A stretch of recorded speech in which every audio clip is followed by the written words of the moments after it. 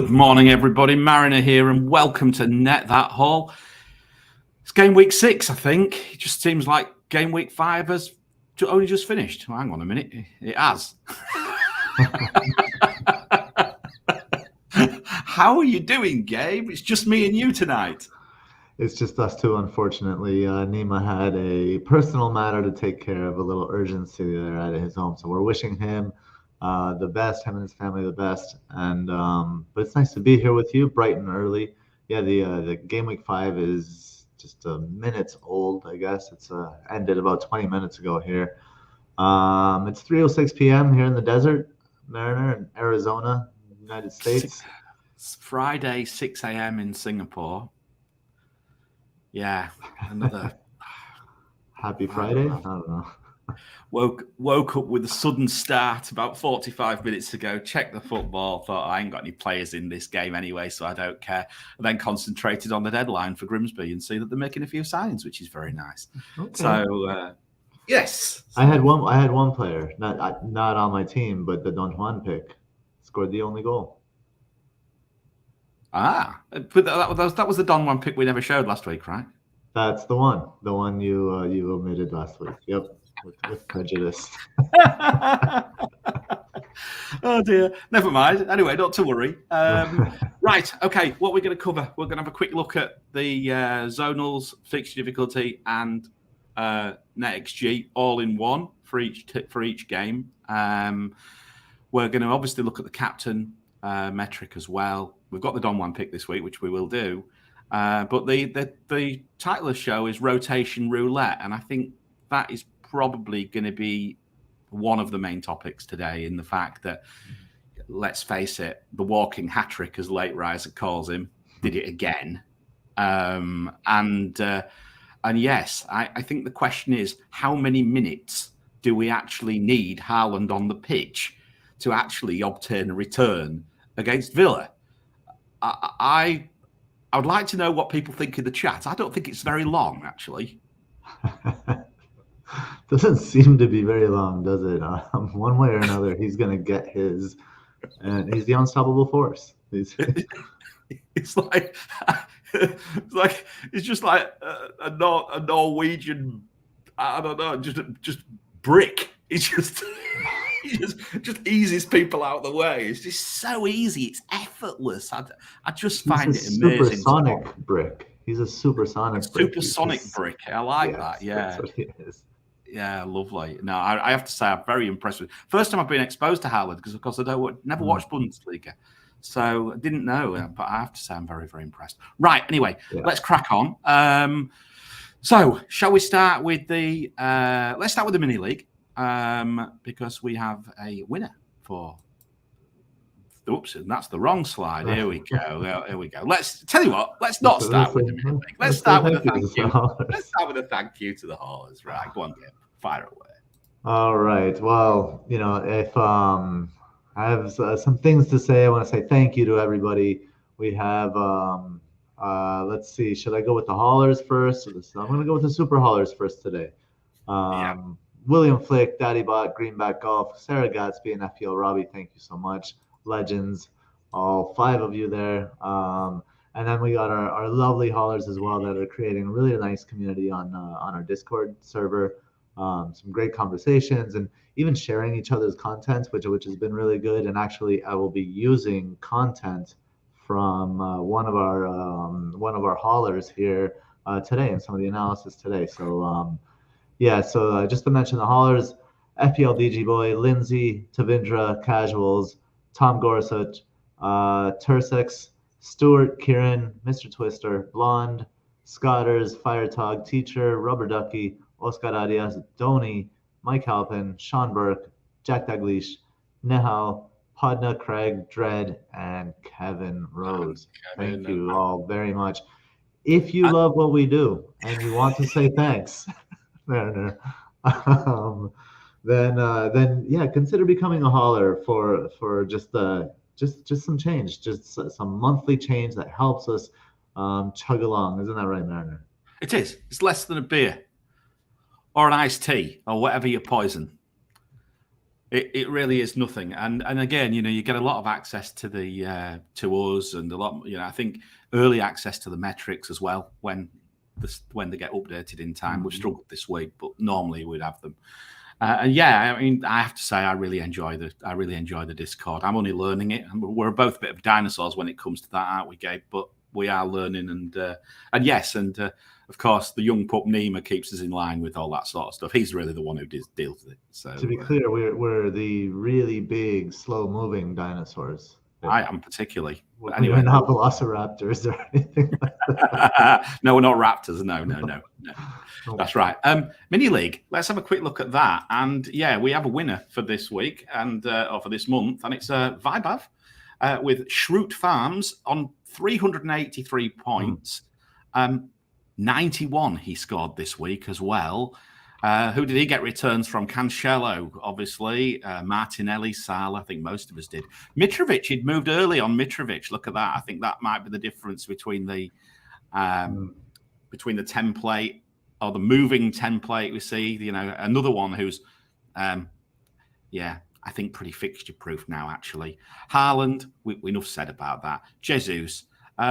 Estupian off the bench as well for Brighton. Not that I know anything about him. I need to do a load of research on that, Gabe. I'll let you do that. I know you're talking about him in your potential wildcard. I saw him in your draft. That was just some pontifications, nothing serious, but I wanted to see where I would go. And Paris Estupiñán, he's got some attacking threat in him for sure. He also has a yellow card in him, so beware of that.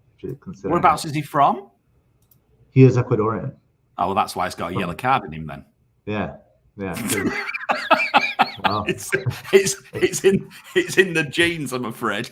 He was forged in the fires of CONMEBOL. There's a yellow card. Is there a yellow card in you? Oh yeah, but usually just one. Right. Okay. That's all right. That's the main thing. That's the main thing. So anyway, Vibav, reach out to us because you've got access to the Discord for 1 month free of charge, seeing as though you've won this month's mini league with Net That Haul. So reach out to us either through Twitter if you're on. I'm not sure you are, or indeed through the channel or the email, which you'll find in the channel, and we'll get you access. And we look forward to seeing you in the Discord chat. Gabe, very quickly, let's say hello to a few people as well. We've got really quickly, Mariner, just to squeeze this one in because it could be part of the hellos as well. I want to start the hellos with someone else that'll be joining us in the Discord channel, and that's the new member Akshay. Well, there we go. Akshay, you're a star. Yes, thank you. I would have noticed that as we got down the list, but clearly you're further ahead than me. I've only got one copy inside me so far. I saw it on the screen. I was like, you know what? You deserve to be first, Akshay. He does. Thank you very much, Akshay. So we've got Sarah Hallers in here today already. We've got Akshay, as we've said. Akib's here. Elron Cupboard. Dom's here.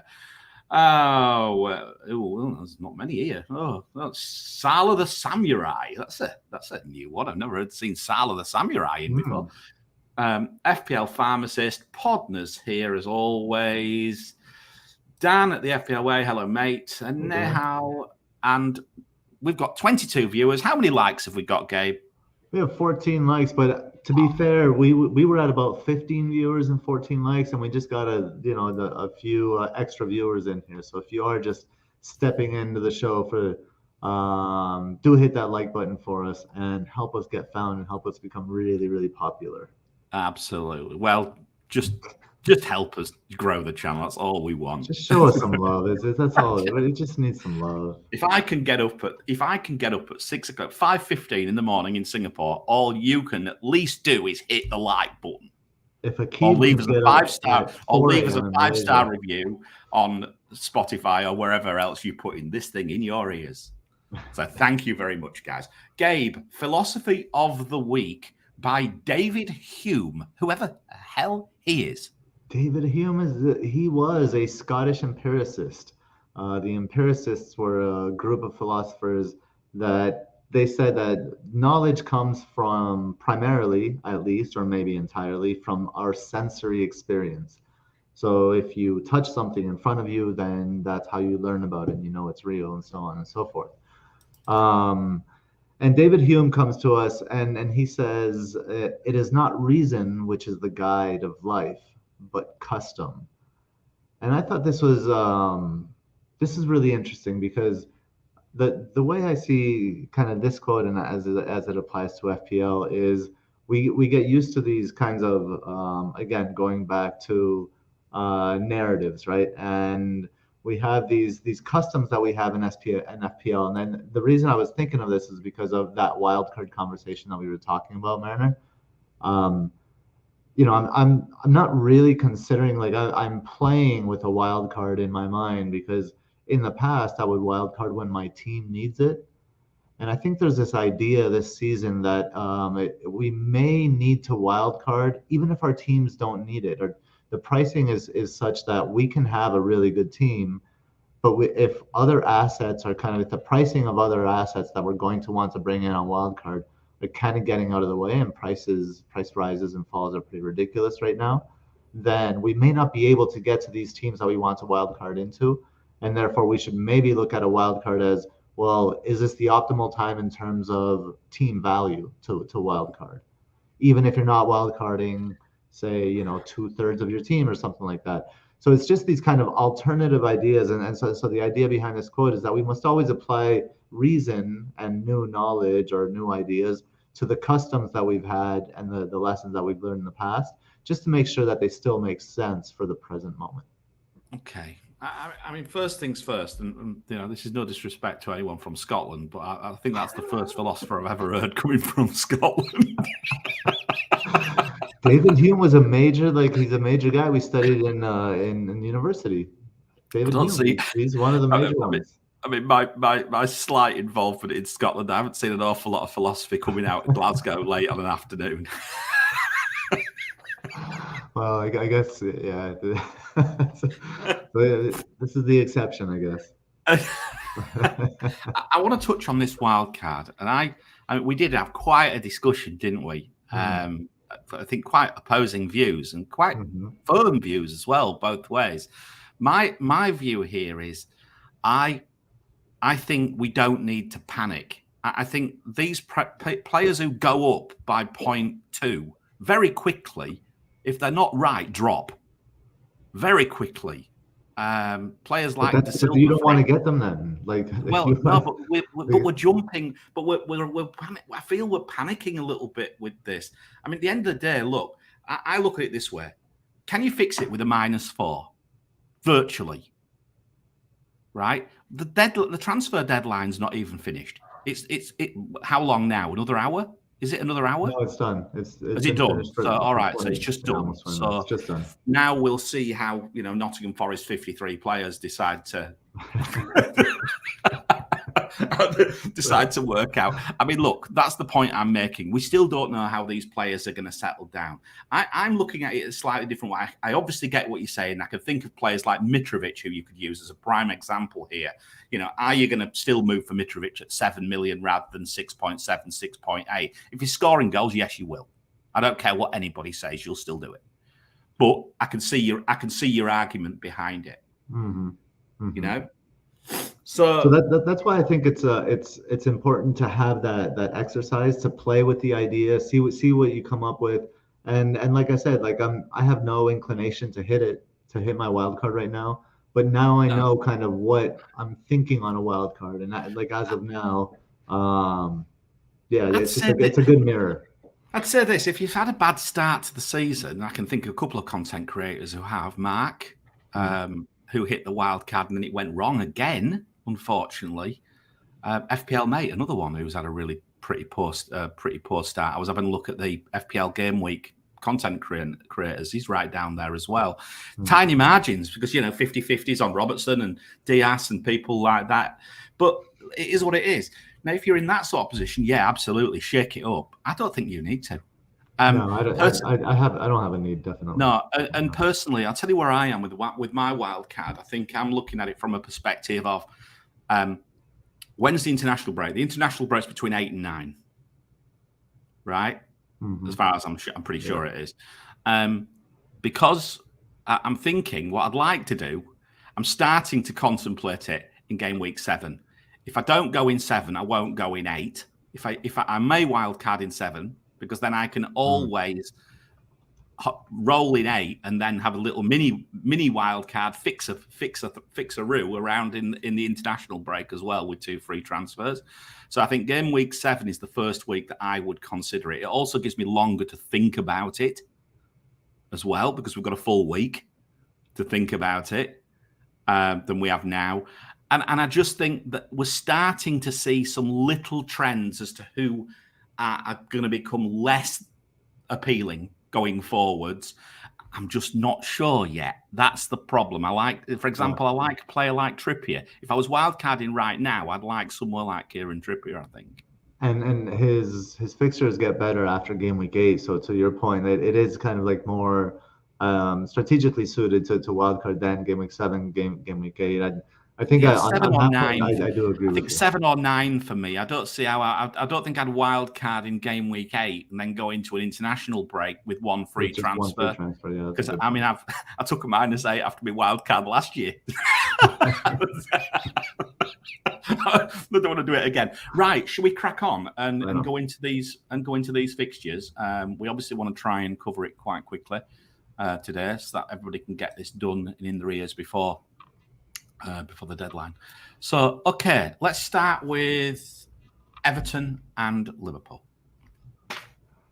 Everton versus Liverpool. So what I'm doing this week, and just it's because in the interest of time, I just to kind of make all of these slides in time, I'm comparing NetxG with your FDR Mariner, and we'll see like how they differ and why they differ. Now, we were talking, Mariner, right before the show that the FDR is only updated till half of game week 5, so we're missing about half a game week there. NetxG is pretty much up to date, I think, except for today's fixture. That's the only one that hasn't been updated.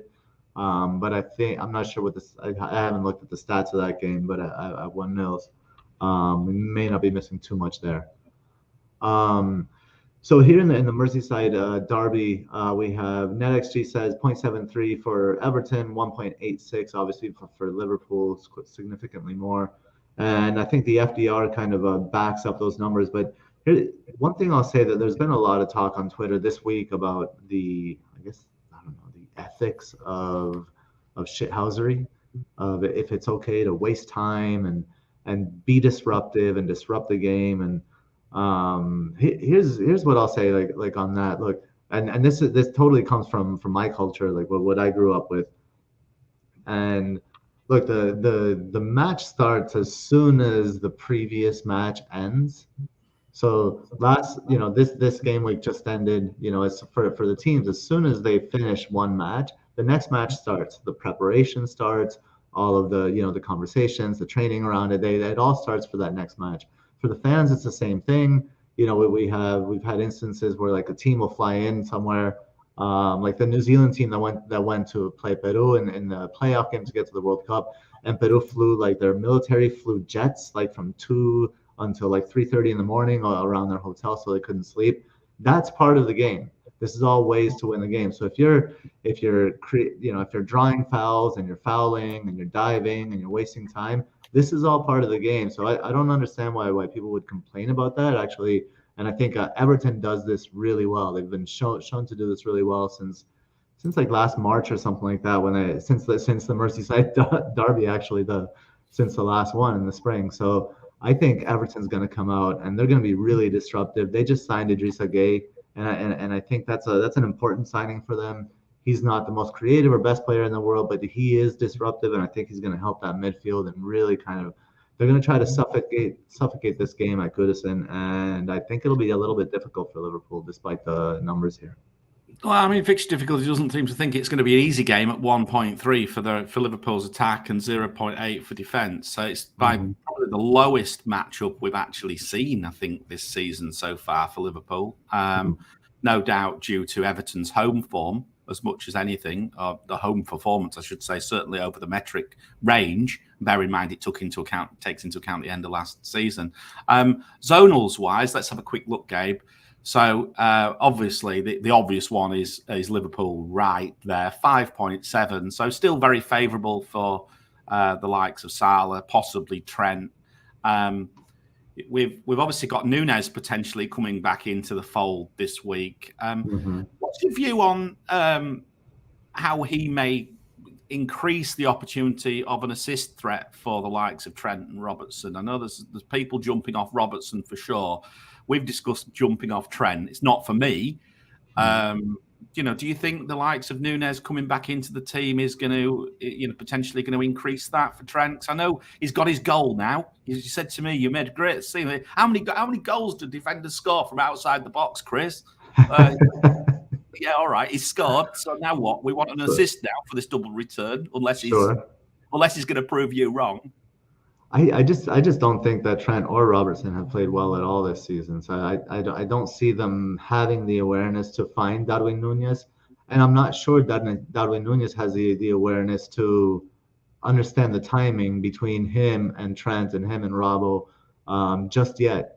He's still brand new to the team, and I would also say Jota's coming back, and I think Jota's going to rotate in for almost everybody. I mean, at this point, if Salah keeps playing the way he's playing, I can't. But Jota's going to rotate in for Luis Diaz, and he's going to rotate in for Darwin Núñez at the 9 as well. And I think this causes just concern. That rotation is going to be a concern. We'll have to see how much Luis Diaz gets rotated, though. Fair play. Yeah, as I say, he's not going to go anywhere right now, but it's just worth mentioning that he's coming back. And I mean, for people thinking about wildcarding, are they going to start seeing the bright lights of Núñez again? But like you mentioned, Jota's coming back, so there's another player coming back into the fold there. Everton, 2.7 left, 3.3 centre, 1.5 right. Did Anthony Gordon still stay at Everton, or did he move? I think he stayed. Right. Okay. Maybe one to watch once their fixtures turn, if that's the case, at that price and where he's playing. And that obviously depends on Calvert-Lewin. All right. Let's have a quick look at the next one, which I think is Brentford against Leeds. It is. Brentford Leeds. NetxG has a Brentford 1.29, Leeds 1.58. Your FDR Mariner has Brentford 1.3 for attack and 1.1 for defense. Obviously, the other way around for Leeds, and negative 1.1 for attack and minus 1.3 for defense. So the way I see it, I think maybe this one's interesting. My analysis here, what I wrote here in the slide, is the home away split is responsible for the disagreement between the metrics in this fixture, I think, because you are taking into account home and away, right? And we're looking at Leeds, who are much better at home, and Brentford, who are much better at home. And so Leeds is playing away, so your FDR, I think, likes them much less than what NetxG does. But from a tactical perspective, I think a 3-4-3 would make sense for Brentford. Brentford are so fluid with the formations they play; they can kind of adapt to so many things. But the 3-4-3 would deal with the lone striker for Leeds, whoever that's going to be, and it would position 3 forwards against their back 4, which is kind of ideal as well. So I think Wissa could have a good game on the left-hand side there for Brentford in this one. I mean, for me, I'll tell you what I'm interested in. I own Jack Harrison. That didn't work, did it? Although it nearly did, because he nearly assisted Aronson. I was looking at the highlights. But Pedro Neto has nearly scored for going on 4 game weeks now. Well, Neto nearly scored against Neto, but there's another story. But there we go. What was I saying? Leeds 0. Yeah, Leeds. So yeah, from Leeds' side of things, minus 1.1. As a Jack Harrison owner, I'm looking for crumbs of comfort against Brentford. They don't feel as secure defensively as they have been, Gabe. So that's my probable thinking behind playing Harrison again this week. What's the alternative? Good question. No, Gabriel. Arsenal against away to United. Yeah. I mean, look, they're going to have a great goalkeeper. They're going to have a great name of goalkeeper, aren't they? Bad looks things. Turner.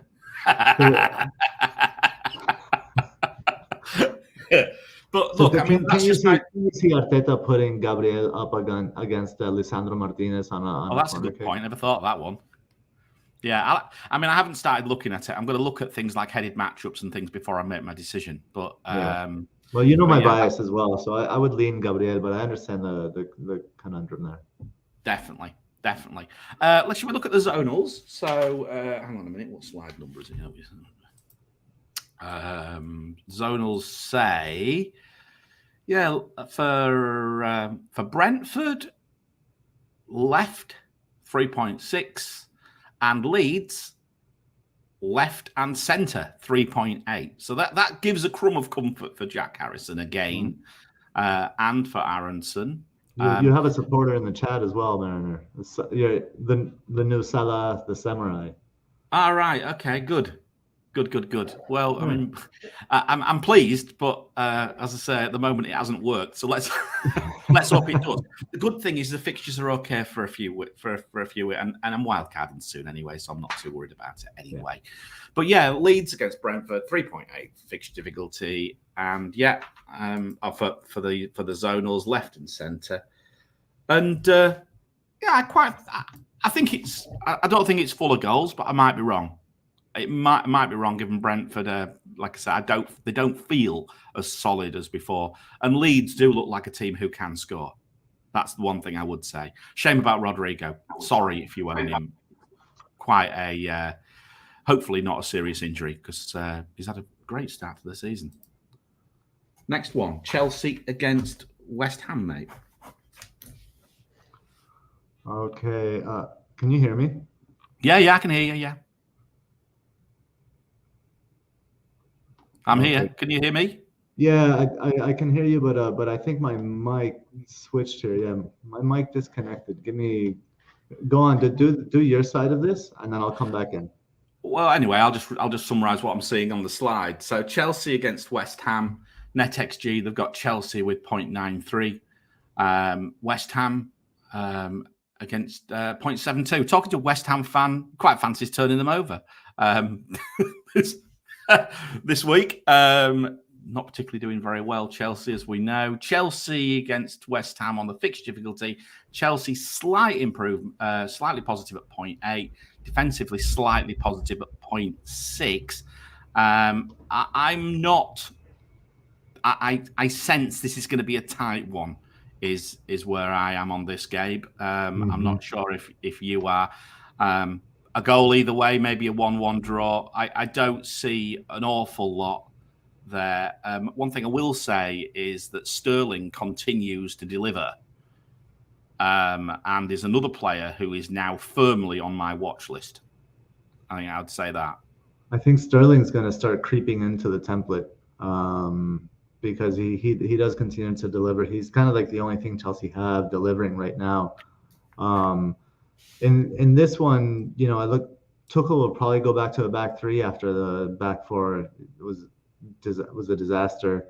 That's you imagine that's why Fofana was brought in to play on that right side. So it'll be interesting to see how Moyes, see if Moyes targets Fofana, since he's new to the team and they're struggling on that side. We'll see how Moyes adapts. But I agree with you. This is kind of like a bit of a lackluster 1-1, if 1-1 if we're lucky. Yeah, I mean, I hope James is back. That's one thing I'm not sure about. That's another flag I've got in my team.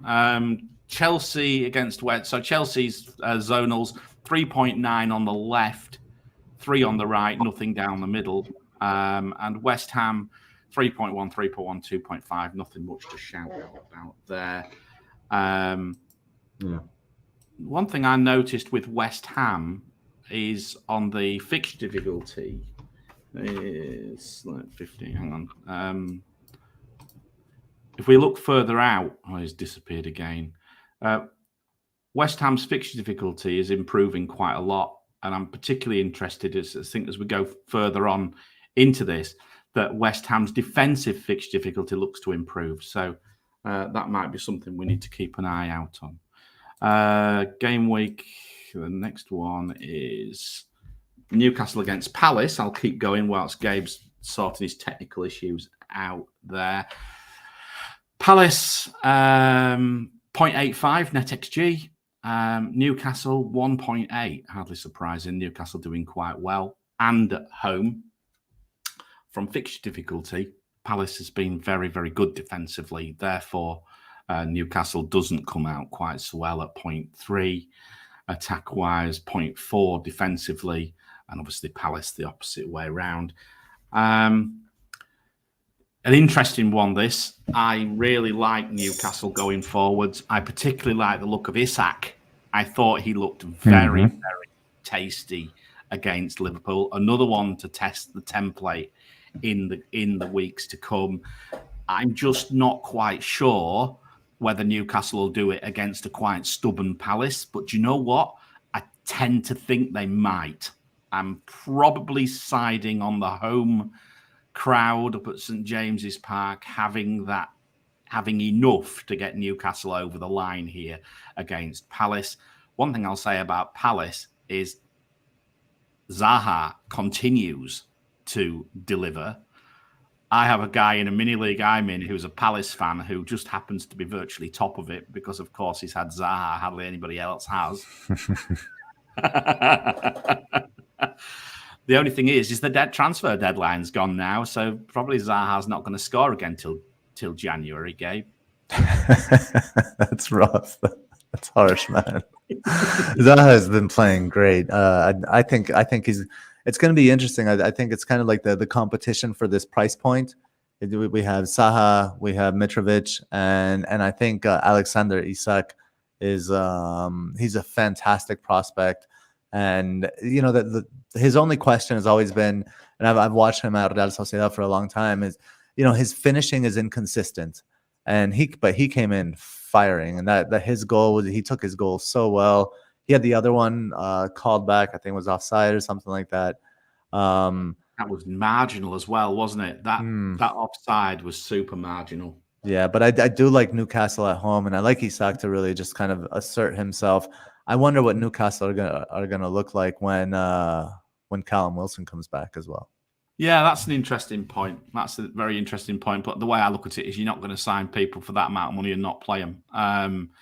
Newcastle, so fixtures, zonals, 3.9 left, 4 centre, 3.6 right. So, all right, not too bad. I think there's chances there. Palace a little bit lower, not much going through the middle. I think they could play Isak and Callum Wilson together with a diamond in midfield and behind them. So, yeah, it'd be an interesting one. I do like the look of Newcastle. As I say, I'm getting to a point where I'm going to seriously considering investing in them going forwards. Forest and Bournemouth. Do we have to? Yeah, come on. I want to hear about this. All these 53 players Forest signed. It's not NFO, by the way. It's Nottingham Forest or Forest. Yeah, I mean, other people are saying NFO. We're going to say Forest here. NetxG says 0.97 for Bournemouth, 1.27 for Nottingham Forest. And, so I would say that's roughly equal. When we're looking at your FDR Mariner, you have Bournemouth and negative 0.7 for attack, negative 1 for defense, and Nottingham Forest, obviously 1 for attack and 0.7 for defense. So I think the metrics kind of agree in this one. Maybe... Yeah, they seem to roughly agree, mostly neutral, but maybe slightly favoring Forest. Let's see. One thing I'll say for Bournemouth is Solanke's back, and Solanke is he brings a lot more to the attack than Kiefer Moore brings. So I think Bournemouth could be starting to improve, but they don't have a manager. They're just kind of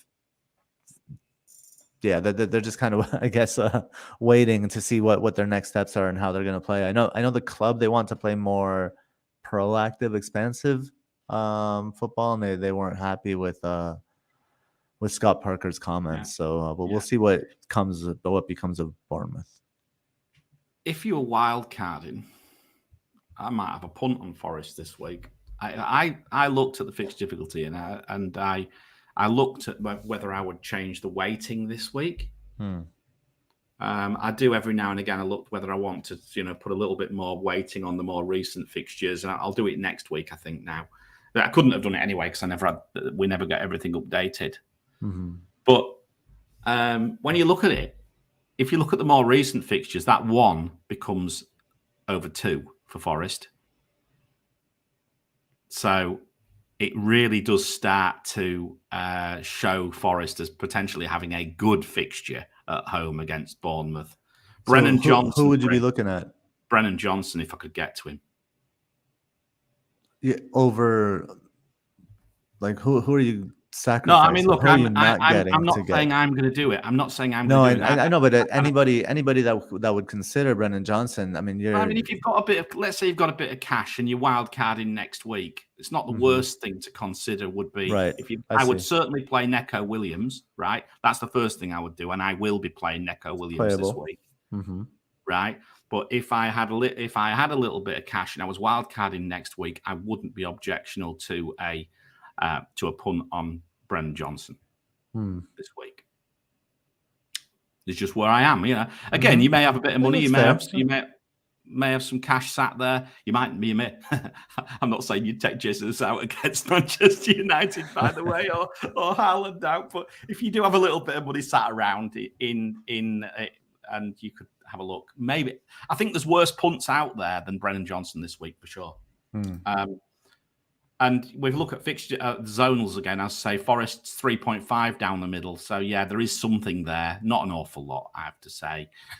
But Bournemouth's left against Forest right there. Quite fancy. There's a little bit of hope for Bournemouth there as well down the left-hand side. That right-hand side for Forest is vulnerable, but, you know, Heung-min Son couldn't do anything, so... Yeah, he needs to. He'll come good. Again, another perfectly reasonable punt pre-season based on form and everything. And yeah, people who tiny margins are. Tottenham against Fulham.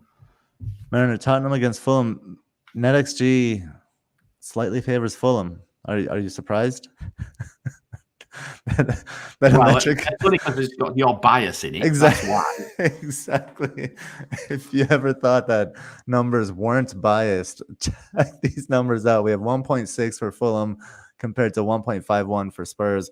Now, I would imagine if we had the shots model goal probabilities here, that there would be much more of a probability of Spurs scoring 2+ goals than Fulham.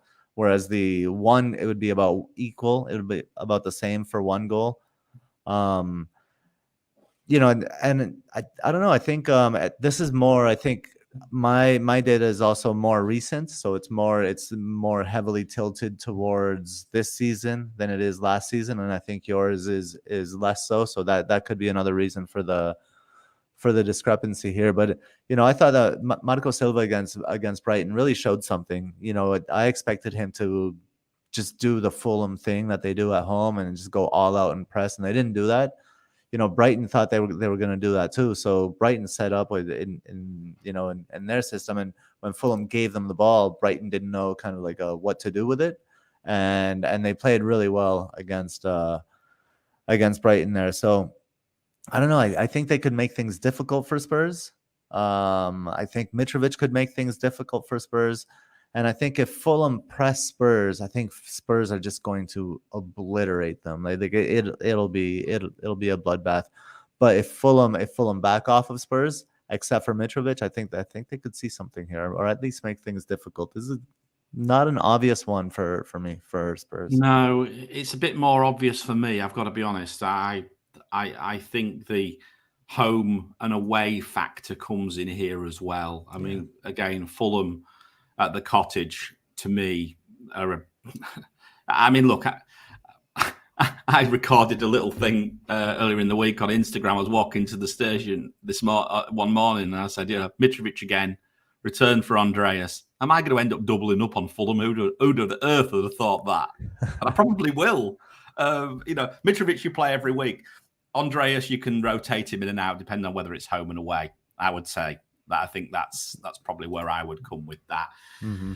I mean, on the zones, interestingly enough, these zones are not too good for Spurs, which might be where you're coming from on the more recency side of things. Well, NetxG takes into account the zonal matchup, so that may might be what's seeing dragging that it down. What's So dragging this is Spurs maybe down. seeing what you're seeing in a different way, but obviously we're not measuring it twice. We're just looking at it from a different perspective. Yep. 3.5 and 3.6 Spurs centre and right, and Fulham 3.9 down the middle. There we go. Mitrovic, don't rule him out this week. Exactly.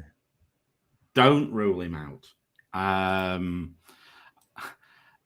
The question is it too early to? Would you move for him this week? It's a great question. Yeah. Would you move for him this week? I've taken a hit to bring him in. Right. So my plan all along, I had a plan all along to bring Mitrovic in. I wanted to do it after game week 6, but with Neto dropping and Mitrovic rising today, I would have been priced out. So I just went ahead and did it yesterday. Okay, fair enough. Interesting. Very interesting. Trying to stay ahead of the Mariner. Trying to stay. It's not an easy task, Mariner. Catching you now. Wolves against Southampton. Wolves Southampton from a NetxG perspective. Southampton gets a 0.86 and Wolves gets a 1.12 at home. Mariner, your FDR is I guess it likes the attack a little bit more than the defense there, but it's about the same. It's pretty neutral across the board, and it has them pretty close. So I think they're comparable. I think what's interesting here is that Southampton, they don't get many chances. They don't get many big chances, but they convert the few that they get. Wolves, they don't convert any of the chances that they create, and so they're like they're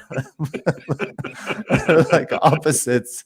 And right now, Southampton is having the better results, so I would say they're in a little bit better form. The one thing to watch out for Wolves is their new signing, Sasha Kalajdzic, 6'7". We've had this before. Is this another bloody Wankhorst? No, it's not. Sasha Kalajdzic. I mean, watch Neto start getting his hauls now. Well, he's going to start getting assists because all you have to do is put it in the box, and Sasha's going to get it, and he's going to head it in. I know he can head the ball. I'm pulling your leg. He was great at Stuttgart a couple seasons ago, and I think he could change the way Wolves play. So just watch out. We could see a little bit of a different Wolves this week. It'd be interesting to see. And again, we should really put the headed matchups on these, actually. This is something which I would like to start seeing come back. I love my headed matchups because, of course, Souček scored this week, although not with a header. Right. But that was where we started back in the day with Net That Haul with Souček Watch. For potato salad lovers everywhere. Yeah, potato salad lovers everywhere, yeah. Absolutely. Zonals. Let's have a look. So Wolves, not a lot. A bit down the right there. 3.8 down the right. Nothing through the middle, but that might change, like you say, with Kalajdzic. And Southampton, well, nothing down the middle. Virtually nothing, like you said. But a bit on the right, Gabe.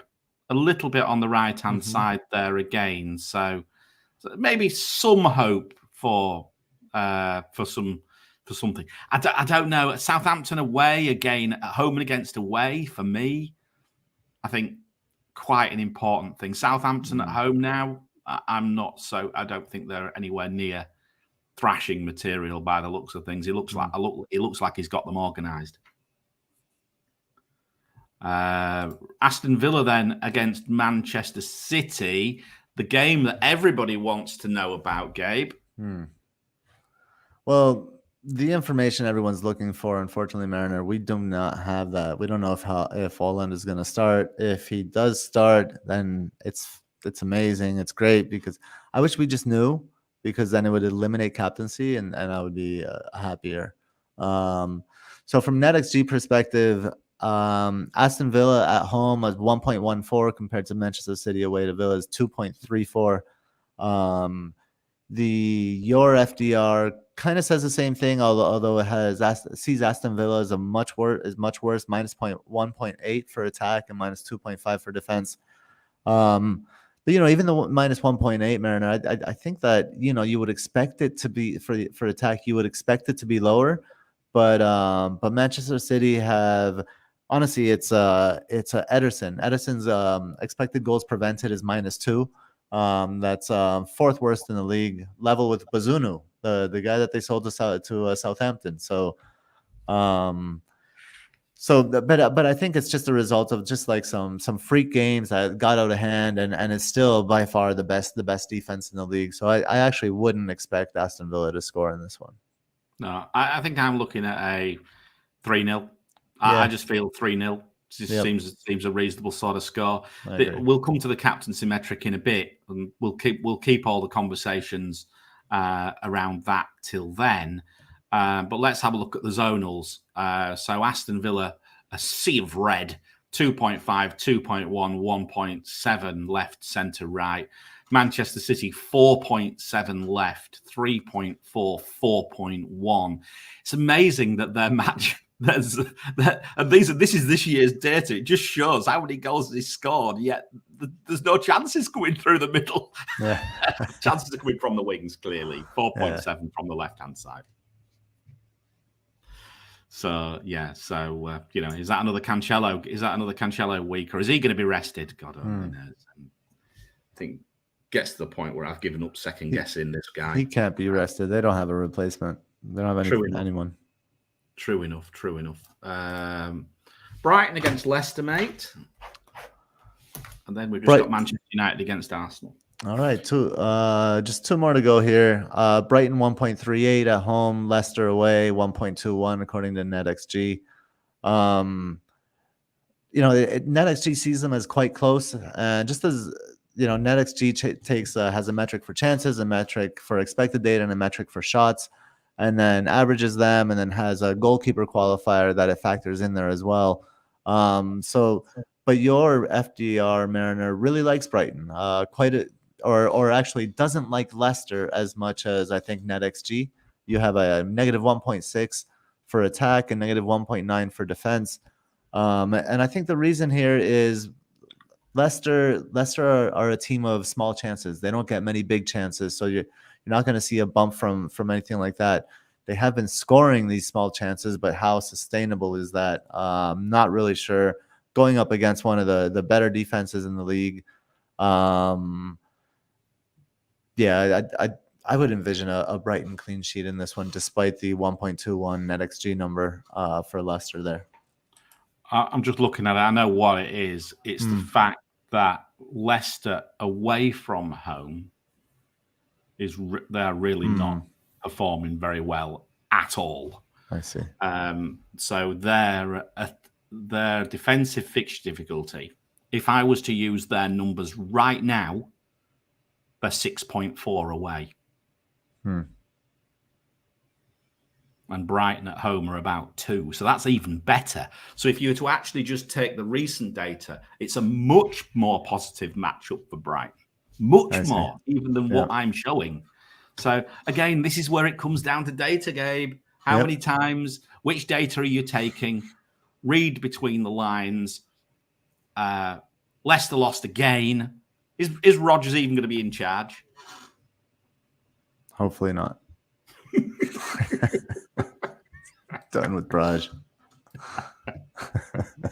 Dear. Zonals. Brighton left, clear winner, Gabe. 3.8. And Leicester, not a lot. Slightly bit more down the middle than to the left or the right. Again, it's at Brighton. I feel this is. I just see a 2-0 win. I just see a 2-0 win. I quite fancy. I'm going to completely ruin my chances of a Sanchez clean sheet here, aren't I? But yeah, I just fancy them. I think Brighton are looking very, very good, and dark horses do quite well this season, I think. They didn't look good this midweek, but they'll turn it around, especially at home. I think that's the point, isn't it? It's at home, and I think that's key. And I think Leicester away are really not doing very well. Manchester United against Arsenal. Resurgent Manchester United. Watch everybody transfer Sancho and Rashford in now in their hordes again. Right. Rashford won't stay at that price for long, I don't think now. What does the predictions suggest for this one? United, Arsenal. Hopefully Rashford won't stay on the field for very long. He's painful to watch these days. Manchester United versus Arsenal. NetxG likes Arsenal here with a hefty 1.98 and Manchester United with a 1.03. But your FDR Mariner doesn't like Arsenal's attack very much with a negative 0.4 and defense minus 0.3. It actually likes United more than Arsenal. I think you've been drinking, or the FDR has been drinking, because it likes United better with 0.3, and it likes United's defense better at 0.4. I think let's have a quick look. Yourself. Let's see if I can pick this apart. So, Arsenal's attack away from home last year was weaker than it is this year, considerably. Manchester United's defense at home was better last year, slightly better last year than it is this year. Manchester United's attack at home is actually not bad this season, and Arsenal's defense away this season is much better. So there we go. So I think what we're seeing is long-term lag with respect to it. Yep. I think my numbers are understating Arsenal. Mm-hmm. Just like, but equally, would you give Forest a +3 over Brentford? Because if we moved the data to more recent data, you'd be saying Forest a +3 over Brentford as well. So you can't do it with all it. You have to be selective. You have to try and just stick with it. I mean, slowly but surely, it's taking more and more into account. I mean, what I would say is that Manchester United are better than they looked a few weeks ago. And it might even be that it could be as recent as that, which might even ultimately, come to pass with the fixture itself. But yeah, I tend to agree with you. I think I think probably somewhere in the middle. Actually, I'm not sure it's a 1.98 for Arsenal, but I could see them getting something there. I could even see them getting a result. I wouldn't be surprised if they didn't get a result there, to be honest with you. Odegaard out might be a bit of a blow, right, though? I think it will be a blow. That's not going to be easy for them, and I don't know if that'll have an effect on Xhaka as well. So we'll have to see. I don't know how long he's out. I've not seen yet. I'll be honest. Last night I was just so busy trying to get bits and bobs done. I never even really spent much time preparing, to be honest. But anyway, there we go. We'll have to keep an eye on that one. Zonals, Manchester United left really poor, 1.5. Centre 2.9, right 3.9, and Arsenal's right 4.4. This is playing into the Saka argument again. Are we close to considering Saka now? I still think Martinelli keeps us away from him in many senses. No, could you see a world where you could go without Jesus and go Martinelli and Saka? No, definitely not. Because I mean, if we look at what's that, not even the ownership, just even tactically. If we look at what Arsenal are doing, there's a reason why United their left zonal matchup is so poor. It's because Arsenal on the right hand side they hold Saka back. They'll hold Saka back and they'll have like Ben White or whoever they're on the right hand side, and that'll be kind of like their defensive side. And what they'll do is they'll attack from the left. So on that side, on that right side, not much is going to get through. No, and Saka's got a big part of that. Yeah. I mean, look, you're making a valid point, and the reason I'm saying this is I'm almost playing devil's advocate, because if you look at the longer term zonals, which are still on the screen, actually, you'll see that the right side is actually the weakest side for Arsenal. Mm-hmm. Still, and that does confirm what you're saying. What I will say, I think Saka's got 3 returns in 3, so people will now be considering him for absolute sure. And I would be interested to see if Saka maybe steps in as the 10. He might step into central midfield for Odegaard. Just some rumors that I've been hearing, but something to keep an eye out for. Okay. All right. So, okay. That's the matches. So we've been through that. So what we now need to do is have a look at a couple of other bits. So we've done the zonal. Should we have a look at the longer term fixture difficulty very briefly? Because I don't think we've bear in mind we combined everything onto the slides today. So let's have a quick look at fixture difficulty for 5 minutes going forwards into the longer term. And there we go. So if we're looking at the fixture difficulty now with respect to not this week, but game week 7 to 10, what do we see? Well, we still see Manchester City clear top with respect to attack at 12.1. That's cumulative. 5.9 defense as well. So still pretty solid. So I think the treble up for Manchester City is still well and truly on, in my opinion. Either way, whichever way you're doing it, says someone who's only on double. But yeah, I think the treble up's still on.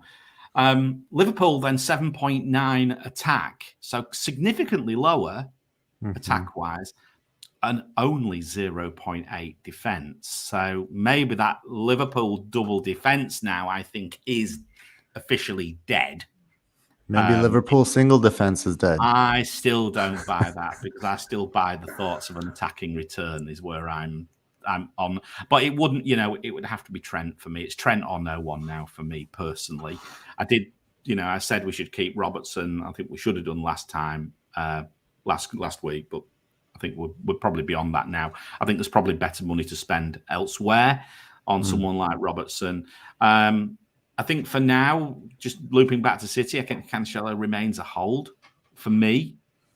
Going to go nowhere at this moment. I think Cancelo is a legitimate sell option if you're on Wildcard. Yeah, I mean, look, you showed me a draft, didn't you, which had no Trent and no Cancelo. Right. I feel that is betting against the house a lot. Right now, what would you do? You would probably pick someone like Diaz, for or even Edison, or even both to try and cover Cancelo off. Not even to cover Cancelo. They're just better value. Cancelo's playing. He's not getting in those attacking positions. He's stuck on the left hand side where he doesn't have the right angle to whip crosses or even through balls into Holland for the most part. So he's stuck at this kind of left CDM position with Gundogan and De Bruyne in front of him, and he can't get into the attacking positions. Yes, he scored a goal, and it was well taken, and that will happen. But I see him with as much attacking potential as Diaz. Right. Okay. All right. We'll see how it goes. I mean, for me, again, I think I would sell Cancelo before Trent, even with that fixture difficulty. That's where I am personally, because I do see the opportunity to go to someone like Diaz. And maybe Edison, although I've just downgraded my keeper. It makes me feel a little bit uneasy putting money back into the goalkeeper. But at the end of the day, he's cheap, right? In comparison for a City asset, he's cheap. Arsenal 4.4 against attack against 0.9. Home Everton, away Brentford, home Spurs, home Liverpool 4.4. 3 home games, right? That's probably why. Right. These fixtures are not all the main teams now. All of the top 4. The template was very strong at the start of the season. They all had reasonable fixtures. All the fixtures now are getting tighter, are getting more difficult, in my opinion. Chelsea 4.1.7 defense. Fulham away. Home Liverpool. Away Palace. Home Wolves. So, all right, home Wolves, I think I'm all right with. Away Palace is tough. Away Fulham, I think, is pretty tough. I'm not mad on Chelsea right now. I can see Sterling. That's the one player I'm interested in. But would I, or could I hold off on Sterling right now? Yeah, I think I could, looking at that. I see enough difficulty with the fixtures to still stay away from him.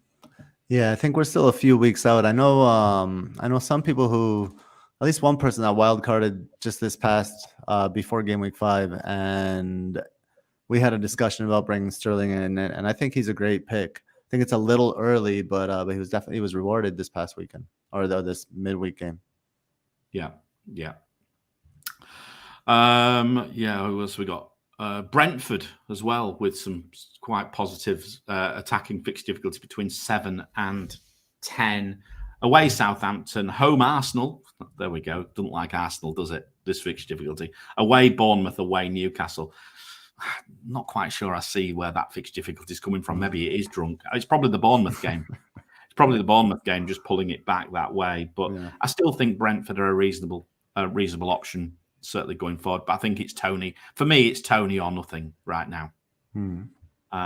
Longer range, further out, Gabe. I just want to very quickly touch on this. Look how Spurs, if we look at the very end and look at Delta, look how Spurs swing back. So Spurs fixtures get quite tough. The matchups are tougher.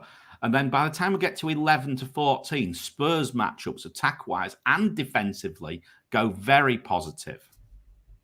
Home Everton, away Man United, home Newcastle. Home Everton, away Man United, home Newcastle, away Bournemouth during that period. So, again, I know what people are saying about Perisic and players like that. I'm half tempted, if I wildcarded, to actually just stay away still.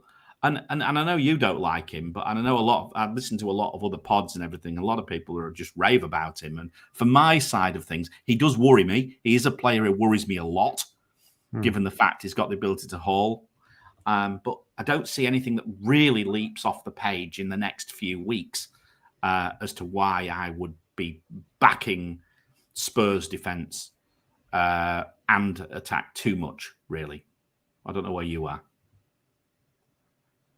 I mean, the problem with Spurs is you have to invest too much, right? I think Kulusevski will, he could be an option, especially if he still has that spot nailed. But it's definitely a wait and see until we get there, and then it's also the question of which assets are you moving to get there, right? Are you moving off of Arsenal assets, for example? Maybe you might want to be moving off some Arsenal defensive assets, and that might make sense for you. But if you're moving into Perisic, I think you're asking for trouble. Yeah, it's an interesting one. I mean, look, I can see why people. It just worries me with respect to the fixtures. I look at the fixtures and nothing really leaps off the page at me, really. But there we go. Yeah. Anyway, right? Shall we? We are going to do the Don Juan pick of the week. It's about time since we forgot it. Who is it? Well, who is it? Little surprise. They're the one that I'd sell on my wild card. Seriously? So hang on. You just took him out, and then you just took him out your wild card, or your potential wild card. You haven't wild carded. Just to clarify this. No. And now I did say pick of the week. You've picked I did say he's a potential sell. But here's this week's Don Juan FPL pick of the week is Joao Cancelo, 7.1 million away to Aston Villa. And here's where here's a little plug, because this one is inspired by our very own hauler, FPL Teacher. So FPL Teacher, he does this podcast, and he does a shot-by-shot analysis of every single match in the Premier League. So if you his goal, he has this crazy. It's about a 7 to 9 minute podcast. They're really digestible and they're really insightful. So his goal is 380 podcasts by the end of the season. So that's just monumental. So I wanted to throw some support his way. And here's what I learned by his most recent pod. That about which one was it? It was the one Aston Villa. Who did Villa recently play? Was it? Say again. Villa recently played Arsenal, right? Yeah. So he's saying that Ben White was able to advance 2/3 of the pitch unmarked until it was actually Buendia that tracked him down. And the reason for that is that Gerrard's midfield is playing super narrow, and So what teacher tells us is to expect big things from the deep, wide, creative players against Villa.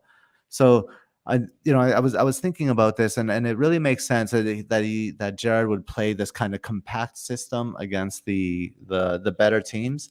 So going up against City here, I think Gerard's going to play that compact system, and João Cancelo is going to have a lot of time in those deep kind of playmaking areas where he'll be able to cut it back onto his right foot and send balls into Holland if Holland starts.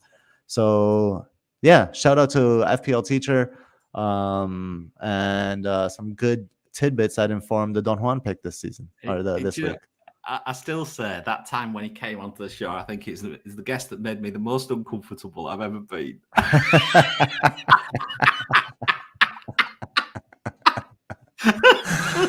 It's like, what do you think, Chris? I'm like, oh shit! It's like I must listen. I must listen.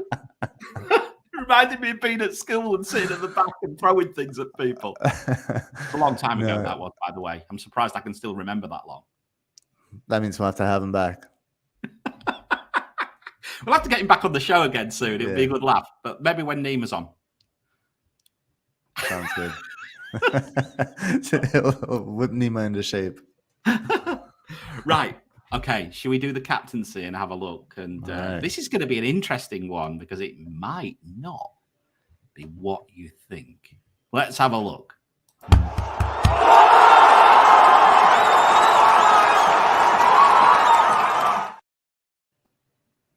There we go. The captaincy metric has spoken. And this week it has gone for the guaranteed minutes and actually the fixture of Spurs for Harry Kane. It's quite wide as well. It likes them. Minutes wise, Kane is virtually nailed. 96 out of 100. Haul wise, lower, of course, compared hardly. No one can match Haaland for hauling than Haaland, right? Put my teeth back in. Returns, Kane is up there, 86. Form, 86. But then here we go. This is where it swung it. It's all on the expected this week. Fixture difficulty, best. Anytime return prediction, best. Expected points, best. Zonals, not. Okay, so it's all down to the fact that predictions here are pushing Kane upwards. Now, if Haaland's let's just go to De Bruyne next. De Bruyne second above Haaland. I actually think that could ring out as well. Given the fact KDB was rested last week, you could possibly see this being the case. Minutes 90. Haaland return lower, 63.71. Form slightly better than Kane. Fixture difficulty for City is slightly worse than Fulham. That's Fulham than Spurs against Fulham. Attacking returns, expected points slightly lower again. Zonals better for KDB, 88. Then we've got Haaland, but his minutes are down. You see, and that's where we're going to see this. And of course, he came off again. So this minutes is actually, it's actually going to be maybe even slightly worse because I didn't get the fixtures in from Wednesday night. But he came off at what, 70-something minutes again? Haaland? Yeah. He came off at 68, I believe. 68. Well, there we go. So that's again going to keep that number in that sort of range. Of course, he's got a haul of 100. He's got returns of 100, form of 98, fixture difficulty of 95. But then there we go. Anytime returns, expected points down 76, 78. Again, everybody, all the prediction models are expecting that he rotates as well. Rotation roulette incoming, Gabe. If Haaland is on the pitch, he will be my captain and he would be top of the metric.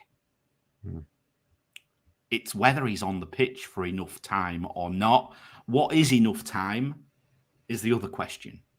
Where are you with all this? Who's your captaincy on right now and what's your perspective of this metric this week? I'm still completely undecided with captaincy this week and I have right now it's on Cancelo. Wow. The reason it's on Cancelo and it's very preliminary is I think there is a high likelihood of a clean sheet, despite their recent form, and just like the high likelihood of creativity if he's not closed down, regardless of who's playing. So it feels a little bit safer, and they have nobody else that can play his position, despite the 69 in minutes there. I think if that 69 were higher, which I think it probably should be for Cancelo, he'd be up closer to Salah. But I'm not settled on Cancelo. I'm like looking at these numbers here, Mariner. I mean, it does seem like Holland, like minutes are irrelevant, and I've been telling myself the whole season that you don't want a player, like in general, just as a general rule, you don't want a player playing fewer minutes. And I think Holland breaks that rule. I mean, Hall at 100, return at 100, it doesn't get much safer than that, right? Form at 98. That all seems pretty safe to me, even in limited minutes. So I'm quite torn in this matchup, I have to say. I'll tell you one thing that I know: I'm not going Kane. No, I'm not. I won't own him either. So there we go. I'll tell you one thing I have considered, and again, I mentioned it. I sort of like just blurted it out on Twitter yesterday morning as I was walking to the bus stop. Salah to KDB 1 week punt. It's crossed my mind. Mm-hmm. I've got that slot. I might yet do that. I might yet do it, particularly if I'm pushing myself towards that Gameweek 7 wildcard. I'll have a think about that today. I don't think that's out of the question. I think it could be. I've got a route back to him, is what I'm getting at. And if we just look at Salah, yes, his minutes, he's there in fourth. Look, minutes 96 out of 100. Hall 94 now, so he's on his way back up. Returns 82, form 80. His form's not there. Fixture difficulty is not there, 76. So that's where. So again, if you're thinking about the fixture, you mentioned the fact you felt it could be quite a toughish sort of fixture. I think the fixture difficulties pick that out as well. But then the returns, they quite like him. 98 and 98. They're fancying him they're fancying him in the Merseyside derby, of course, right? Yeah. If anybody's going to return in the Merseyside derby for Liverpool, it'll probably be Mo Salah. Is the way I look at it. And zonal matchups are best. So that puts him just a tiny tiny bit behind Haaland. Then you've got Kulusevski. And I'm seeing people selling Kulusevski. I wouldn't sell him this week. Cancelo, Tony, and then the rest. Interestingly enough, Tony has some very, very good expected points this week. I can't remember quite what they were, but he's in the 90s. Oh. So, interesting. Where are we? What's the chat saying about this and other things? So is anyone saying it? So here we go. We've got Kane scored in the last 3 home fixtures against Fulham.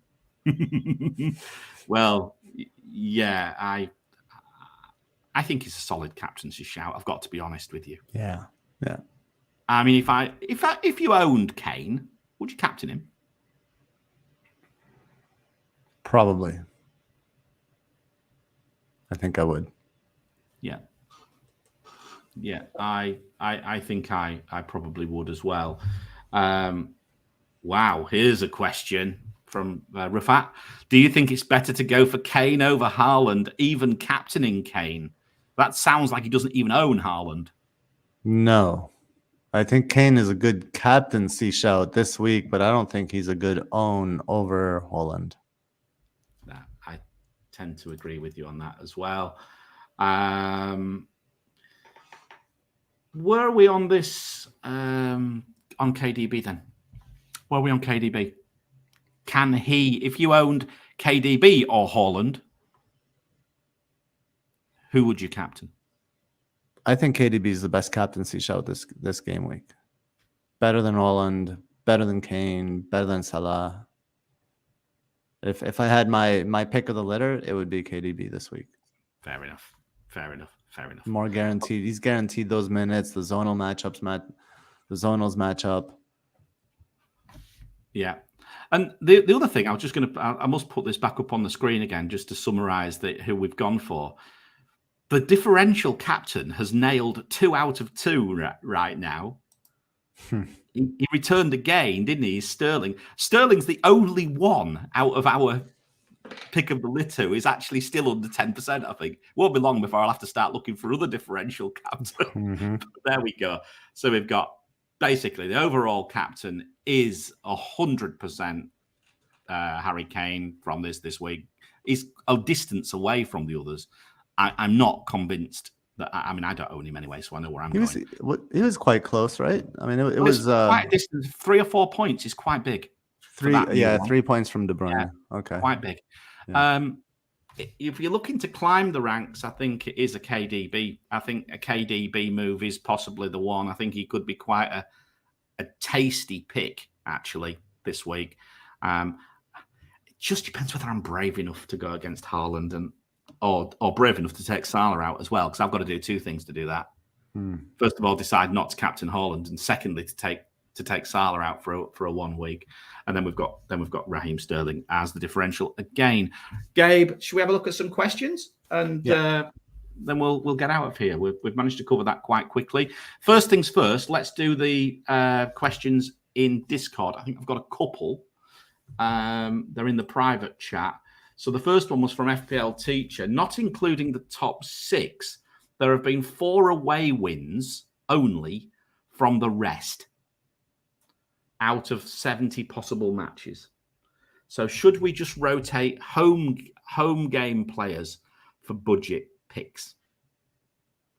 It's not something I'd noticed. I mean, we are spotting home, and we do mention home and away an awful lot, but trust Teacher to come up with that gem.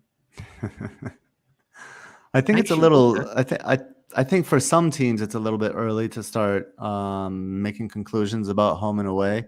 For other teams, I think it's not. I think we see some obvious advantages and disadvantages for some teams. For this question, I would say that it's definitely, you can use that to make maybe lineup decisions, but I wouldn't use it to construct your roster. Eventually, they're going to be home, they're going to be away. I mean, maybe there's some kind of rotation. If somebody wants to build in some kind of like home away rotation with these cheaper assets with these glue guys, I think that would be interesting to look at. I mean, personally, I would use the fixture difficulty to try and look for a rotation than actually deciding the home and away. Because I mean, home against Manchester City is a shit fixture, right? Away at Bournemouth, right? It's actually quite a good one. Fair enough. is the way I look at it. But it's an interesting perspective. One thing I would say, and it's something you brought up a couple of weeks ago, was pitch dimensions. Mm-hmm. And I think that is actually quite important. It's probably more important than you give it, particularly for a team like Fulham, I think. Yeah. An extreme at that, right? Yeah. So tight pitch, different beast, I think, tight pitch. Yeah. So, okay. The next question was from Craig, FPL Craig, again in the Discord. What would you be open to jumping on Darwin this week, or wait for Liverpool to show better form as a team and invest elsewhere for now? I think I know where you are. Yeah, I think Darwin will play this weekend, and I think he's also a rotation risk with Firmino still there, now starting to play obviously a little bit better. He has returns under his belt as well, and then Jota getting healthy, and when they need to press, it's going to be Jota. He's the press master, and Jota can also play on the left hand side and sub in for Diaz. But 9 million and a Liverpool spot for a rotation prone player just doesn't seem. Do you know what I'm going to say? You know what I'm going to say? I think he's going to score. I've just got that funny feeling. Yeah, I think he's probably going to return this week. I genuinely do. That's where I am. I can see why you would say no, though. Good 1 week punt. I think is a good. Yeah, no, punt wise, I think not bad. Yeah, punt wise, I think quite reasonable. Yep. Obviously there's a good chance he'll get quite a few minutes, given the fact that he's not played because he's been banned for 3 weeks, or 3 game weeks. So yeah, Yeah, I don't hate it. I don't hate it. Right, let's have a look at the questions within the show. So we've got Sarah Hauler, Sarah Gatsby. Hello all. Do you think it makes sense to demote one of Cancelo or Gross to bring in Mitrovic? Gabe. Not so. This is not an easy question, actually. It's a good question. I like it. Yes, I think it makes sense to do that. I wouldn't do it this week, but I wouldn't be averse to doing it this week either. Cancelo to Diaz. I wouldn't downgrade Gross, actually. I would keep Gross and I would downgrade Cancelo to Diaz to get Mitrovic. I think that's the thing, isn't it? You know, we look at it, you say you said it, and then you went, well, but I maybe wouldn't do it this week. And I think Brighton at home to Leeds, I don't think. I think if I had Gross, I would definitely play him. Cancelo away at Aston Villa. You've just made the case of Cancelo really, really well, given the fact that what you expect to happen with the formation for Villa. Not this week, Sarah, is my answer. Yeah, I don't think that I'd be in a hurry to do that this week, but I think that's fine moving forward. Okay. Salah the Samurai. Currently owns Salah and Diaz. Same. And Salah is not going anywhere, but I'm concerned about Diaz's rotation with the Champions League coming up. What are your thoughts if you own him? I will sell him soon. Yeah. He's where I am. I just don't know who I'm going to sell him for. That's the problem. He could be my cash cow down to get me to Mitrovic. Diaz to Zaha, and then... Not sure I've got the cash to do that. I've got to go from 4.5 up, right? You need to go further down. 2.5 million. Not so straightforward for me. That's why my wildcard might come into play. Because, again, it's just that I do feel that, you know, Fulham have got Chelsea at home in game week 7, right? That screams a Mitrovic return. It's a local derby. It just screams it, doesn't it? Although it could be tough. Chelsea will be in a back three, but yeah, it really does. And then they've got Forest, Newcastle, West Ham, Bournemouth, Villa, Leeds, Everton. Get him. Boom. Mitrovic. I'm glad I got him this week. Diaz, thanks, mate, for your points. See you later. Right, what else have we got?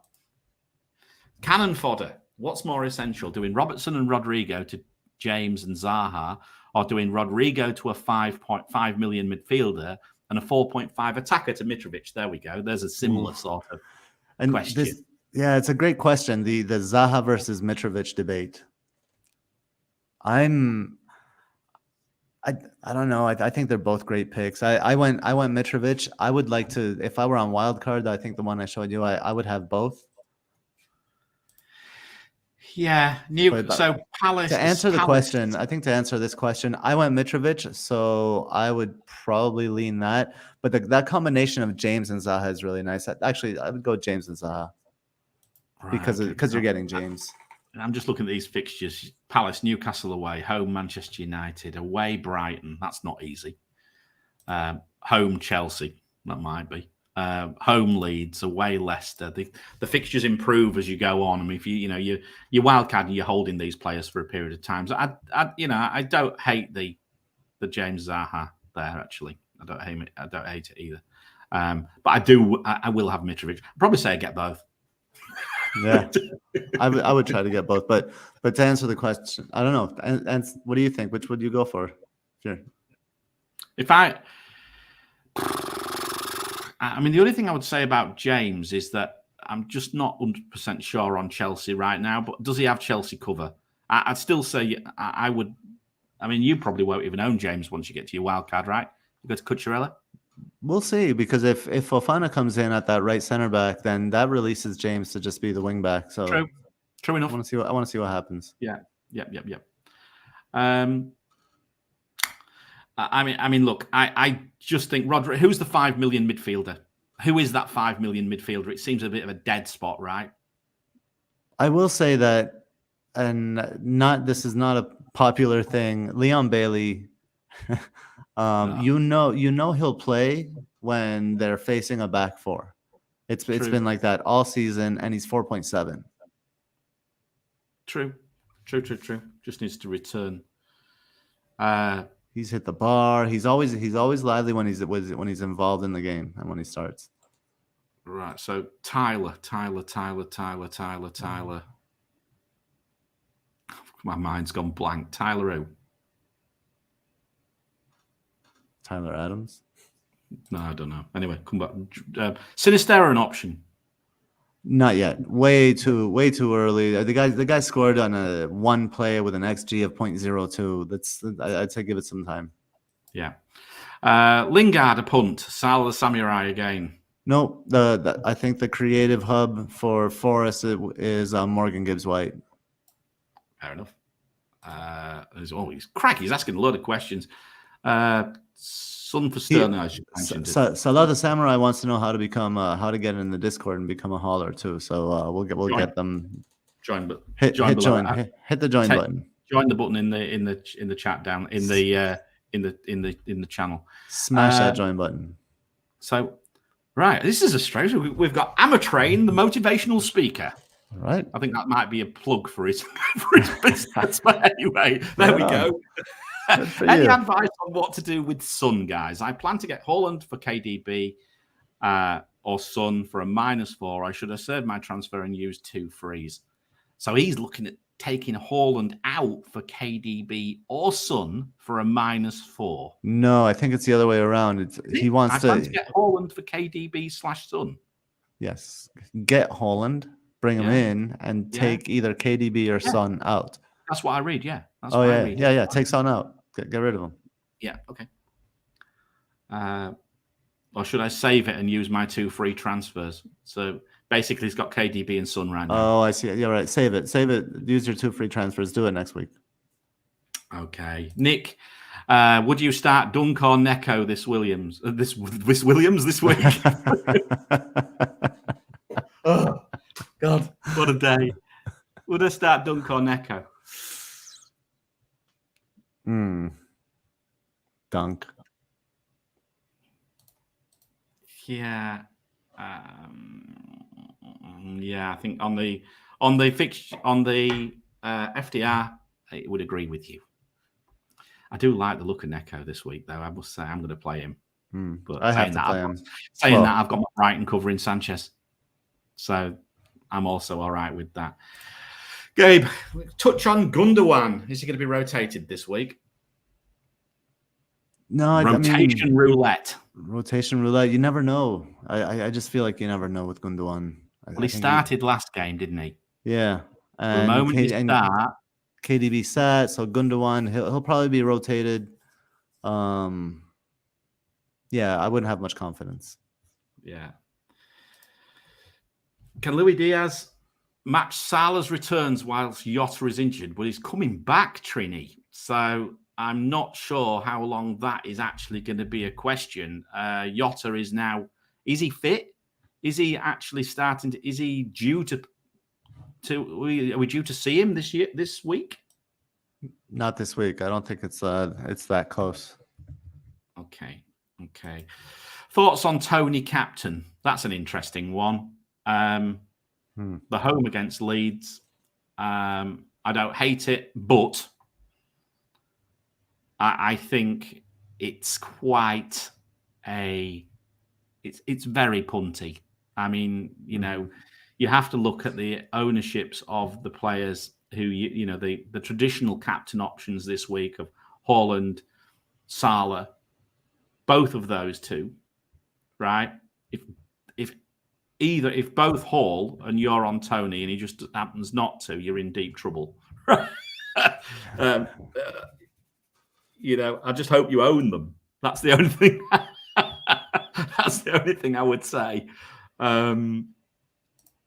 Gabe, another one. Oh, here we go. Here's the salary essential. Is Diaz a good replacement for Salah? No, not for me. No.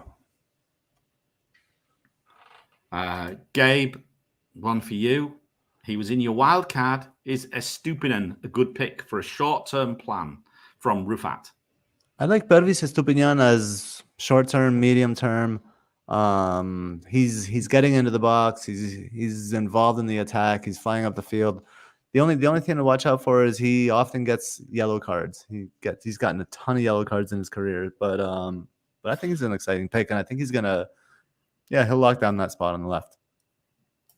Okay, Yasni. So here we go again for Game Week 6. Start 2 from Dunk, Gabriel, Neko, or Andreas. Start 2, Gabe. Duncan Gabriel. Duncan Gabriel. Yeah. Duncan Neko for me. Okay. Ramsdale to Pope, 2 free transfers. How do you feel? I haven't looked at what are Newcastle's fixtures like. Just looking. Hang on. Newcastle have there we go. Home Palace, away West Ham, home Bournemouth, away Fulham, home Brentford, away Man U, home Everton. The answer that I quite like those. It's not bad. What about, Pope is what, 5.0, Yeah. right? Yeah, it's not bad. I don't mind it. Yeah, it's not. No, I don't hate it either. I don't hate it. I mean, I don't know. I'm quite happy with Sanchez right now. I look at Brighton's fixtures: home Leicester, away Bournemouth, home Palace. Then they've got Liverpool and Spurs. Then they've got Brentford and Forest. So they've got a bit more of a mixed sort of thing, but it's just that bit cheaper. Yeah. Whether I'll keep him after a wild card remains to be seen. Okay, Daddy Bot's here. Hello, mate. Hauler. I have double City, Cancelo and Walker, and Chelsea defenders, James and Cucurella. Good bloody hell, you'll be behind the sofa most weekends then with these double defenses. Time to move off one of double ups. Yes. Yes. Which one? Chelsea. Yes, Chelsea. Move off Cucurella. If James is fit, would sell Ruben Diaz to get him. Seems like a low impact sub. Yeah. Or transfer. I agree. I think we've seen that one before, haven't we? Yep. We've had that question before, so it's been posted twice. If you were wildcarding right now, right? Who did you have in your draft, Gabe, just to finish off? Oh, that draft. I'd have to bring it up. Roughly just go through what you know. So what I was thinking and with that draft is really rearranging my funds. Mostly I have a lot of money in defense, and I think we can get value in defense from the 5 million to 5.5 range. And I was looking at Estupiñán, Trippier. I left Cancelo in a draft and I went Cucurella instead of James. I left Cancelo in that draft and I went with Ederson as well. So it would be what I had going was a back three of Cancelo, Cucurella, and Trippier, or Estupiñán, back three, back four, and then a midfield four of Zaha, Martinelli, Salah, and Luis Diaz. That's for right now, and this would obviously change once Jota gets healthy and all that. And the front three of Mitrovic, Haaland, and Jesus. But I think the players that I really would be looking for are on Wildcard are the players that are going up in value, and I would shoot for prices on the Wildcard. I'd get Mitrovic. I'd get a Brighton defender. I think, I don't know, maybe Dunk is going up again. He's going up today. I think Saliba is going up again. Zaha will continue to go up. So these are the kind of players that I'd look for on a wild card and just really attack value so you can get to the point as quickly as possible where you can afford maybe 3 premium or like 2 premium and a sterling or something like that. Yeah, I'm just looking now with respect to what I would do. One thing I might try to do is find some more money out of defence as well. And one player who looks to me might be quite interesting, given West Ham's fixtures are turning a little bit, is Emerson for defence. And he rotates quite well with Neco Williams. If they stick with that back 3, back 5 system, then Emerson is easily the 4.0 asset to get that the best one in the game. Yeah. So, I mean, if this was the case, if this was the rotation, so you could do Bournemouth, Leeds or Newcastle, Fulham, Wolves, Fulham, Southampton, Brighton. Yeah, that's not so easy. So you can get 6 or 7 weeks in, really, with a decent rotation with those two. One thing I'll say that for future wildcarders, actually is mentioning, he's like, Gabe, pick Dalot.